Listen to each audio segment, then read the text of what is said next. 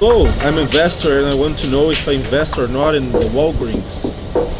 Today we're going to talk about Walgreens, one of the biggest company pharmaceutical industry in the United States and the world. Let's make an overview of the company.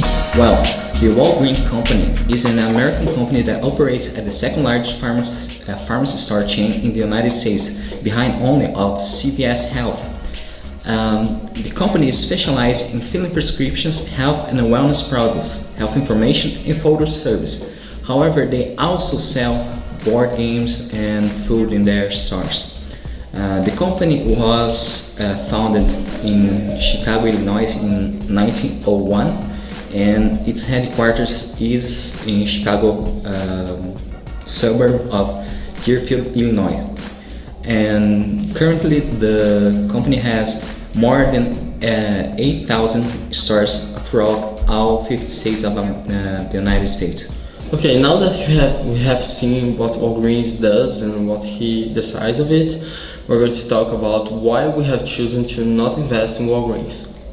First of all, we have to talk about the ROS, the returns on sales. That measures the margin of the company on its sales, and that is something that Walgreens is lagging behind on CVS, and it's lagging behind is worsening year over year. It came from 4% in 2015 and now is only on 3.3%, and that's a very huge drop since that the margin of the profitability of the company. And what about return on asset? Other thing that is to consider is the return on asset, and Walgreens is getting worse year over year. In 2015 it was almost 8%, and in 2017 is 5.8%. That's also worse than CVS, that just in 2017 it is almost 7%. This happened because the asset turnover of Walgreens, it was 1.95, and its ROS, the return on sales, was bigger, and now the asset turnover is 1.74, and it's getting worse and worse year over year.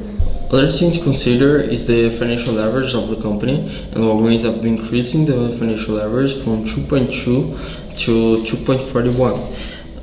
Add all these things together and we have a decrease in the ROI from 16.4 to 14.2. This means that the investment, the equity investment in the company is getting lower year over year. And that's other thing that we see to consider not to invest in Walgreens. Also, the ROI of CVS have been increasing. In 2015 is 14 and now is 17.7. This means that in the same industry, the main competitor is getting better and the Walgreens is getting worse. What about stock prices? Another thing to consider when you are going to see if you are going to invest or not in a company is see if the price of the stock is high or not. And for that matter, we have used three ratings: price per earnings, enterprise value by EBITDA divided by EBITDA, and price divided by cash flow. In all these three measures, Walgreens was higher than CVS in 16.37 in price per earnings, against 9.64 for CVS, 8.82 for enterprise value divided by EBITDA, against 7.92 for CVS, and 10.1 for price divided by cash flow, against 9.26 for CVS.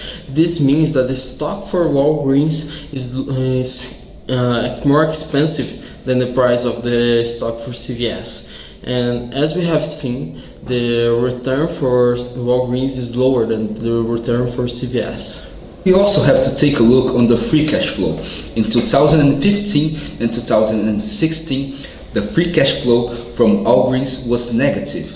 So it means that it didn't have money to distribute to its investors. But in 2017, Walgreens had a positive free cash flow, but it was only because it disinvested, because net investment in operating capital was negative. So it isn't a good number after all.